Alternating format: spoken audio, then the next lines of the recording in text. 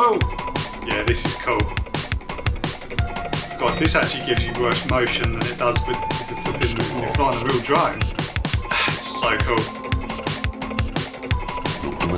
Oh, over the tower. I wish I had this much confidence with the actual drone. That is pretty impressive.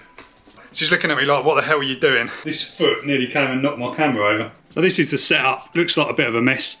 Got your V2 goggles, the remote controller, battery for the goggles, and the iPhone. Now this simulator only works on iOS, unfortunately, as of the moment. So I have to dig out my, I don't know what this even is. It is an iPhone, but God knows what it is. Anyway, it works well.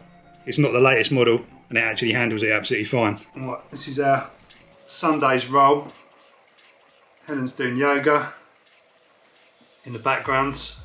I'm not going to turn the camera around. And I'm going to have a go on this simulator.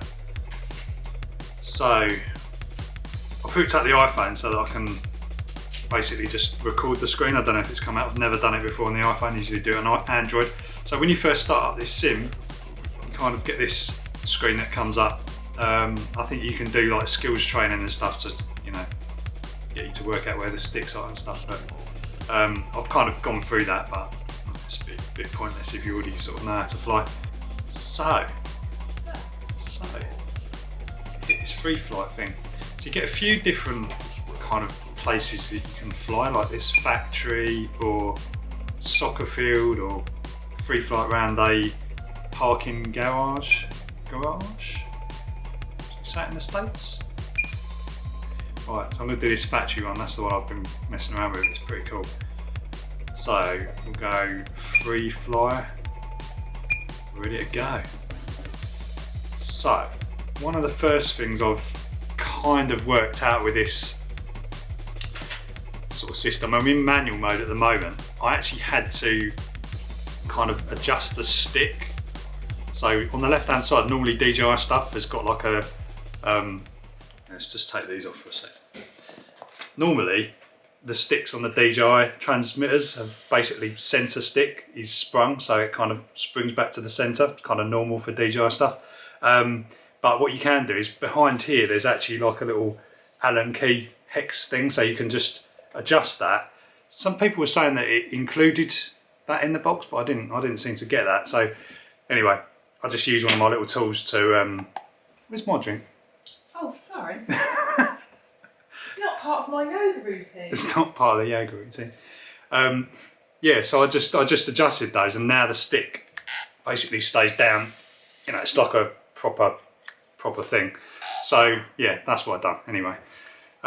So in order to get it in, put it in manual mode properly, you've got to do that because you can't really fly it without. So I don't know how that's going to work with the actual drone when I fly it. We'll have to see. Probably, I'll just probably fly in manual mode from now on anyway. So let's get going. I was only joking about the drink, by the way. Oh, what's doing your drink? Ah. Interrupted the downward dog face. Interrupted the downward dog. So yeah, you've got this gimbal control here, which is the same as on the drone. It's weird because this is where you will learn a lot about FPV if you've not flown FPV before. Basically, if you've got it in the centre, so you've got to hit start button twice to take off. If you have it in the centre, it will just kind of like behave as you'd expect. So, but when you try and obviously accelerate, you're going to climb. So unless you point the drone like that, you're not actually going to move forward. So it's kind of like, yeah, it takes a bit of getting used to if you've not flown FPV before. So what you've got to do, FPV drones have the camera at a quite ridiculous angle, and that can take some getting used to as well.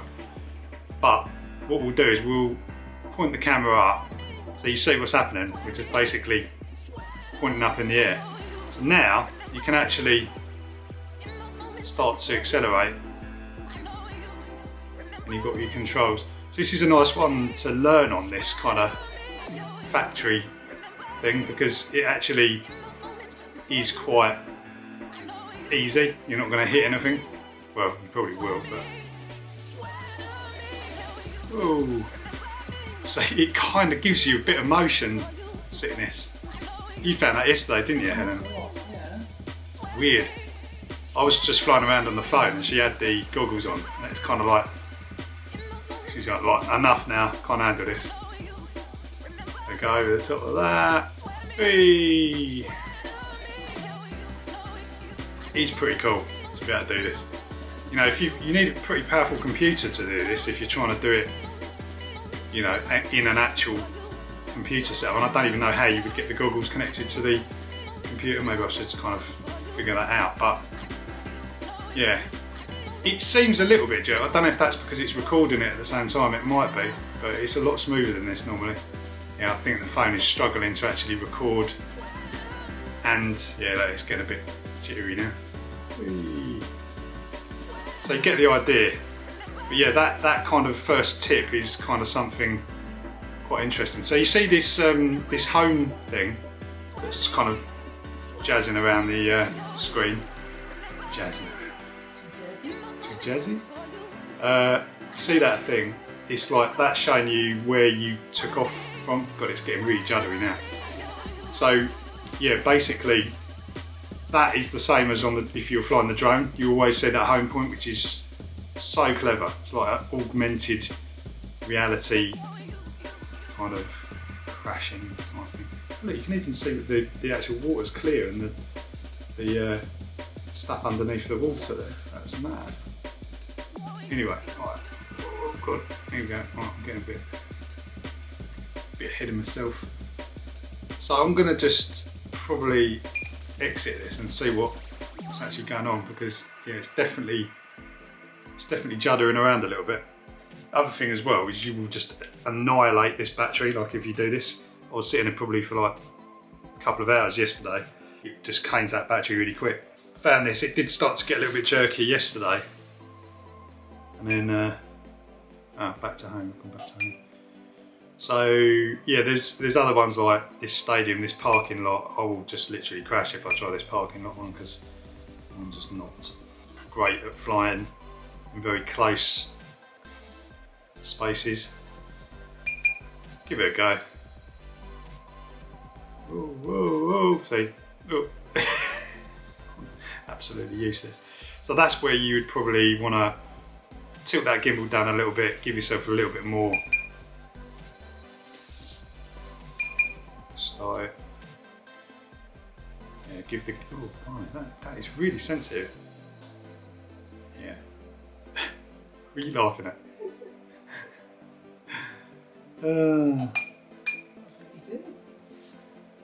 Why can't I do this? Give it here. There's loads of things in there, like obviously time trials and all sorts. So yeah, first little tests, pretty good.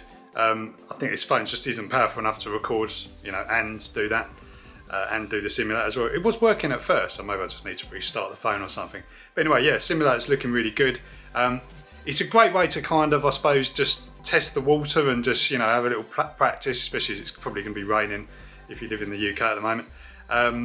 And also to get a hang of that kind of the start-stop button, because there's like a pause button. So if you kind of get into trouble with the drone, you can literally just hit the pause button and it will just come to a stop. In the simulator, I've kind of not really got that to work that well, because I think maybe when I've got into a pickle, like there's no way anything's going to be able to sort that out. But it's a good way of having that reflex of just like, oh, something's going wrong, hit the button, and the drone will kind of like sit where it's supposed to be, just and get level. I don't know how it will work if it's completely upside down. It'd be interesting to sort of video that and see what happens. But anyway, that's the first little test with that, if any of you guys are interested in seeing that. So yeah, lots to play with this little drone, plenty more to explore. So we'll carry on with that. I'll catch you in the next one.